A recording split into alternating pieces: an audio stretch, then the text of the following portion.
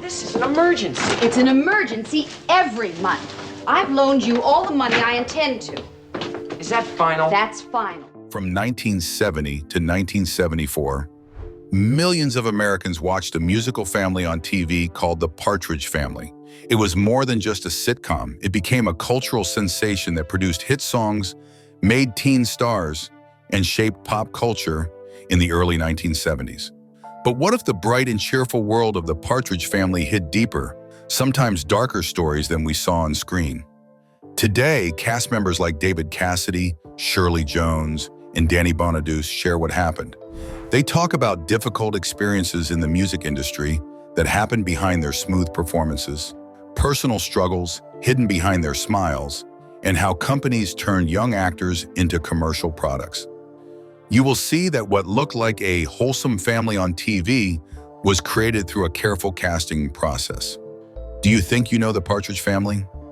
The actors have opened up about their experiences while making this iconic show. You'll learn that some actors weren't allowed to play their own instruments on hit records, and that young performers faced exploitation. The show was not just a family sitcom, but a planned commercial operation that often sacrificed real talent and personal well-being for better ratings and sales. The show's producer, Bernard Slade, once said, "We weren't creating a television show as much as we were manufacturing a product designed to sell records, lunch boxes, and magazine covers." After learning these truths, you will understand his words better and see the Partridge Family in a new light. The manufactured musical family, engineered for profit, not passion. The Partridge Family was a popular show in the 1970s, but it wasn't just a feel-good story. TV executives created it to make money, inspired by real family bands like the Cowsills. This show was more about ratings and selling products than about art. Initially, the plan was to cast the real Cowsills, but they changed their minds because they wanted a group they could control. David Cassidy, who played Keith Partridge, said that the casting focused on looks instead of talent. Most of the cast faked playing instruments and lip-synced to songs recorded by studio musicians. Only David and Shirley Jones, who played the mom, sang on the albums. Their hit song, "I Think I Love You," aimed to capture the feeling of teenage crushes, with polished production creating the illusion of harmonized voices. The show's visuals, like the colorful busts and costumes, were designed to appeal to kids while keeping parents happy. The show gave the image of a happy family, but behind the scenes, the actors were part of a machine focused on making money. David Cassidy struggled with the clean-cut image that hid his true musical interests and personal issues. It's interesting how television can hide what really happens behind the scenes. What surprises you about the show's fakeness? Share your thoughts. The stardom that became a prison, David Cassidy's descent into hysteria. David Cassidy's rise with the Partridge Family brought him fame that quickly became overwhelming. He became a cultural icon overnight, receiving 25,000 fan letters weekly, but his personal life suffered. He later said, "Nobody could have prepped me for it." Cassidy felt trapped by his clean image and struggled to show his true artistic side. The studio did not support him, leaving him to handle the chaos alone. He suffered from insomnia and anxiety while performing, looking happy on stage despite feeling exhausted. He was stuck in bubblegum land, where his creative ideas were ignored and he had to live up to a manufactured persona. A significant turning point came in 1974 at a concert where a crowd surge caused a young girl to die.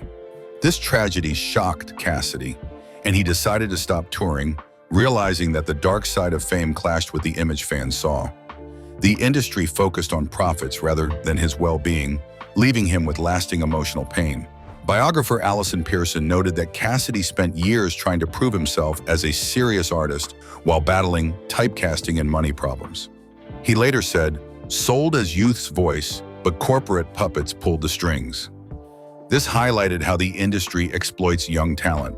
Have you followed a star's journey where fame became a trap? What's the wildest fame story you have heard? The stark contrast behind the scenes. Family facade versus real-life fractures. Behind the perfect family picture in the Partridge Family, the cast had a complicated mix of friendships and conflicts. Shirley Jones explained, "Everyone thought we were one big happy family, but it was much more complicated." Shirley's relationship with her stepson, David Cassidy, added complexity to their on-screen characters. They shared history before the show, sometimes bringing old family issues to the set. Danny Bonaduce described the other child actors. Susan Dey focused on acting and was very private, while he was a high-energy kid trying to escape a difficult home life. Brian Forster stayed laid back, and Suzanne Cruff, the youngest, was sweet but felt a bit alone. Danny said, "We got along fine, but weren't the close siblings the show showed." Danny faced real struggles at home, including abuse and chaos. Shirley noticed and offered him some support. Susan also had her challenges, feeling pressure while moving from modeling to acting and dealing with self-doubt despite appearing confident on screen. Publicist Michael Darrow mentioned that real problems, like David's exhaustion or Danny's home life, were kept quiet to protect the show's good image. The busy filming schedule left little time for school or everyday teenage life. Despite these challenges, true bonds formed. Danny credited David for being a big brother and providing support during tough times. The most significant divide, however, was how they felt treated by the producers. They were seen as products rather than artists. After the show ended, the false image continued, and cast members like Susan didn't want to discuss their past. The difference between the show's image and reality shows how life can be much more complicated than it seems. What surprises you most, the family relationships or the hidden struggles? The music industry machine, hits built on exploitation. The Partridge Family had many hits, with 8 top 40 singles and 5 gold albums. However, behind the scenes, things were different. Producer Wes Farrell focused on making money, using music to promote the show, and the show to promote music. The cast had little control over their songs. Songwriter Tony Romeo mentioned that only David Cassidy had real talent, but his ideas were often ignored. The songs were mostly chosen to sell well, which limited David's creativity and made his music feel empty. Financially, the deal was unfair for stars like David and Shirley, who earned little while millions were made. Music attorney John Branca pointed out that most profits went to the studio and label, leaving the artist with little money. Meanwhile, skilled musicians like the Wrecking Crew did not get credited. Recording sessions were rushed, and David quickly learned and performed songs without much room for creativity. Some practices today seem questionable, like using backup singers to enhance David's vocals, making everything sound perfect. Even though David was a famous singer, he often felt disconnected from the music and used pre-recorded tracks during live performances, which misled fans. By 1974, the pressure was high. Manager Ruth Aarons said David wanted to explore his true artistic side but felt stuck in a sugary pop image. He had to choose between being authentic and staying in a successful but unfulfilling role. Producer Brooks Arthur believed David could grow, but the system exhausted him, focusing on profit rather than artistry. Those catchy love songs brought joy but hid the struggles behind them. Do you have a favorite Partridge tune? Share your thoughts. The merchandising juggernaut, child stars turned into products. The Partridge Family became a significant hit for its catchy songs and extensive merchandising. Before the show aired, licensing executive Stanley Sorrell planned to launch toys, clothes, and games.